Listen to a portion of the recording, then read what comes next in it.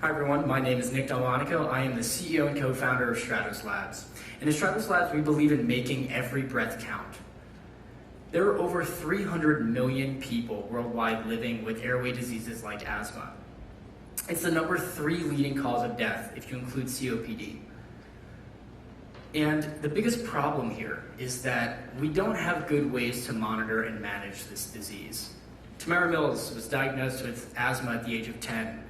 And for the next 3 years, she would struggle to monitor and manage at home. Her family wasn't sure whether she was wheezing or coughing or if her medications were working, whether they should call the doctor or not. And unfortunately, she never made it a 48th time because she passed away in her home from an asthma attack. And while this is an extreme case of what happens, it's something that happens every single day. And as an asthmatic myself who's ended up in the hospital because I couldn't breathe, I can tell you it's something that nobody wants to deal with. But the challenge is that we just don't know what to do today. We get these types of technologies, which now have finally transitioned from paper-based to software-based, but it doesn't solve the problem. It asks patients to recognize when they're wheezing, when they're coughing, whether or not medications are working properly, and if they're feeling a certain way, then maybe they should go talk to their doctors. So ultimately, we wait until patients are too sick anyways and end up in the ER, which is entirely too late. So we came up with a way to objectively measure these changes, these wheezes, coughs, and shortness of breath in real time, and get that data back to care teams so they can act accordingly. The goal ultimately is to reduce ER visits and save lives. How does it work? It's a small wearable device. It looks a little bit like a stethoscope if you've ever seen one, and you wear it kind of like a wearable stethoscope.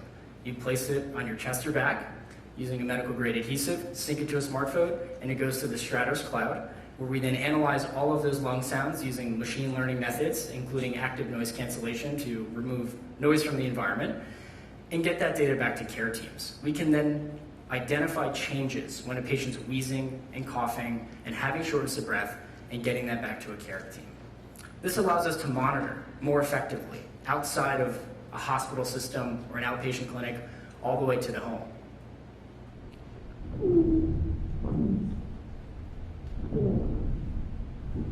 So that's a wheeze. That's happening inside the body of a patient who was wearing this in the ER.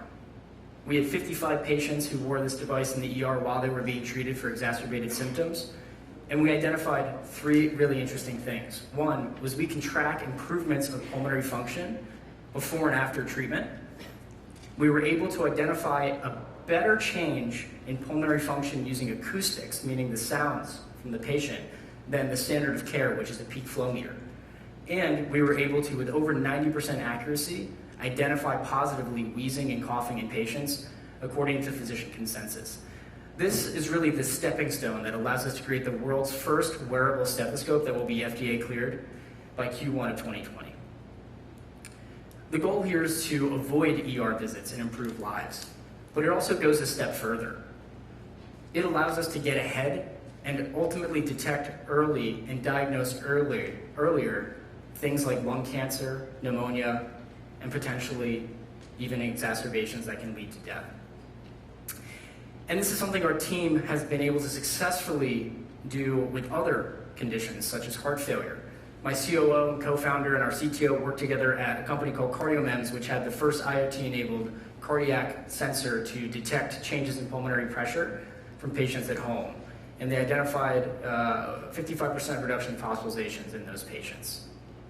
So we're doing something very similar in now the respiratory population of patients, which is much needed.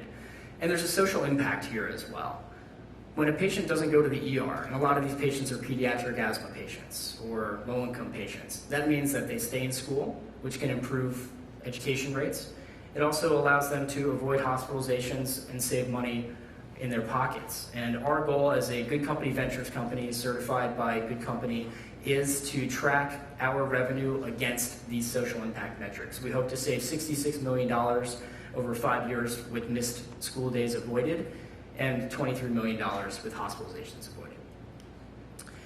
And it's the type of technology that's gotten a lot of interest from leaders of healthcare systems across the country.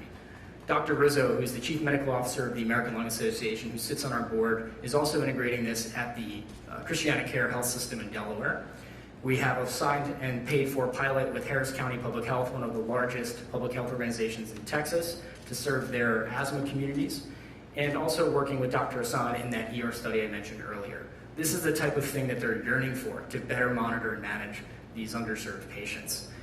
And our vision is not just to stop at asthma and COPD, but it's to go much broader than that and become the new digital biomarker for early diagnosis, detection, and prevention of respiratory conditions. I hope you join us on our journey to make every breath count. Thank you.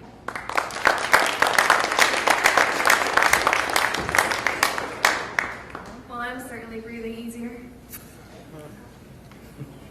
Ben, I'm just getting you with those 11. Judges?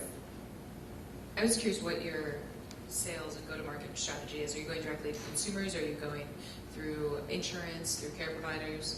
So ours is entirely a B2B strategy initially. The core for us is to partner with those clinical systems, the ones that I mentioned who we're doing pilots with, because the data needs to go back to them. We fully integrate with EHRs and care platforms. It's sort of a bring-your-own-device type of technology.